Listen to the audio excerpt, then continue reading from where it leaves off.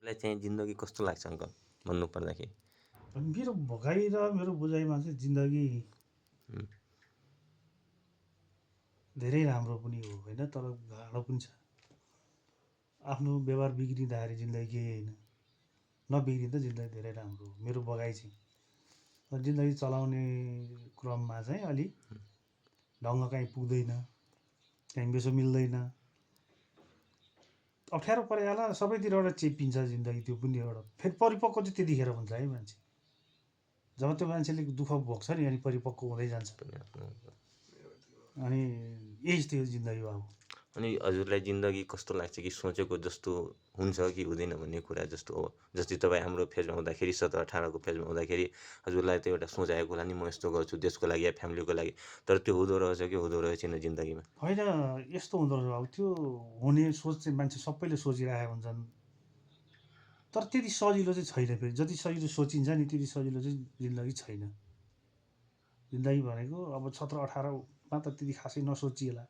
जब मान्छे म्याचुर हुँदै जान्छ, 22 नागिसकेपछि अब उसलाई आफ्नो व्यवहार, आफ्नो परिवार, उसको भविष्यको बारेमा त्यहाँदेखि सोच्न थाल्दछ क्या मान्छेले।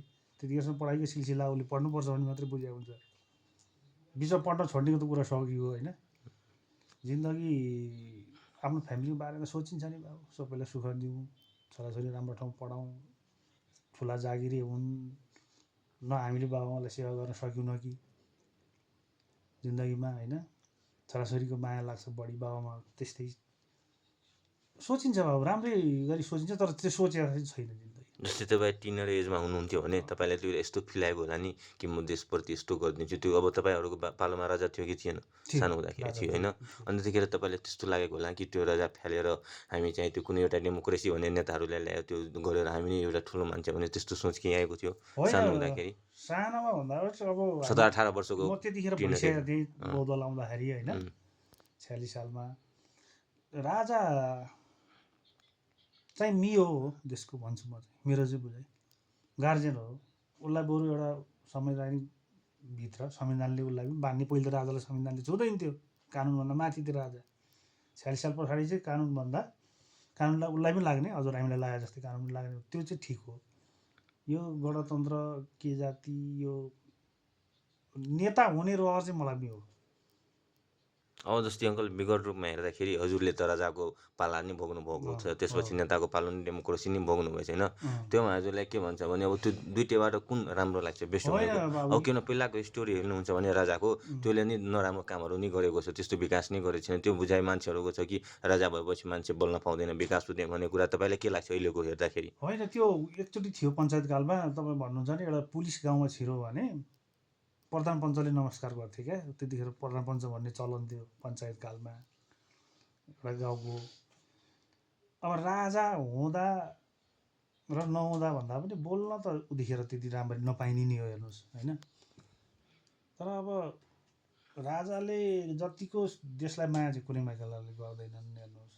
त्यो त यस्तो हो, गणतन्त्र यो राजा हुँदा विकास कम भएको भन्ने कुरा चाहिँ होइन, विकास धेरै थियो नि। तपाईँ पूर्वतिर त हेर्न जानुहोस् त, खतर खतर फ्याक्ट्रीहरू त्यत्तिकै लडेर भइहाल्छन्। 14,000 मान्छेले काम गर्थे सूर्य उसमा गार्मेन्टमा विराटनगरमा, त्यो बन्द गरिदिए। त्यस्ता जुटबिल त कति खायो क्या। विकास नभए होइन, पहिले हाम्रो दारी फुलेको थिएन बाबु, क्रमिक रूपमा फुल्दै जान्छ नि त। हो, विकास भनेको कुरा त्यो कसैले गरेर दिने हुने होइन, त्यो अटोमेटिक आउँछ क्या। होइन त, आउनु भनेको त्यो छुट्टै कुरा भयो, त्यो त नेचुरल प्रोसेस भइ नै हाल्यो। मान्छे धेरै भएपछि विकास गर्यो नगर्यो भने अलिअलि पहिलाको भन्दा बढी विकास भएको देखिन्छ नि। तर एउटा जुन हुनुपर्ने विकास हो त्यो हजुरलाई लाग्छ कि भइरहेको छ भन्ने कुरा? अब जुन हिसाबले देशले बजेट नै कति लिइरहेको छ, मतलब सालमा नै भन्नुहुन्छ भने 150 मिलियनभन्दा बढी बजेट भन्नाले 1.5 बिलियन भइहाल्यो। त्यतिको बजेट लिइरहेको छ भने त्यसले तपाईँलाई लाग्छ कि विकास केही गरेछ भने? विकासभन्दा खर्च बढी छ अहिले, विकास कम। त्यो भएकै नभएकै ठ्याक्कै त भन्न मिल्दैन। नभए प्रत्येक गाउँमा गाडी पुगेका छन् होइन, बिजुली बत्ती पुगेका छन्, त्यो हुने क्रमै हो क्या। राजै अहिले भइदियो भए पनि यो देशमा त्यतिको बाटो बन्थ्यो होला क्या। होला विभिन्न नाम राख्दै त्यसलाई उनीहरूको शासनदानको नाम राख्दै होला। जस्तो हाम्रो अहिले इन्डिपेन्डेन्ट हुँदै गएको छ मदन भण्डारी राजमार्ग भनेर, बिपी राजमार्ग, उनीहरू नाम हुँदैन थियो होला, तर विकास चाहिँ हुन्थ्यो क्या। मान्छेले आवश्यकताले खोजी गर्दै जाने त हो नि। मलाई खाँचो परेको कुरो म फनफनी खोजेर भए पनि जसरी गर्नुपर्छ नि त। त्यो राजाको पाला, म राजा बेटर देन भन्दिनँ होइन, तर यी अहिलेका भन्दा चाहिँ राम्रा हुन्।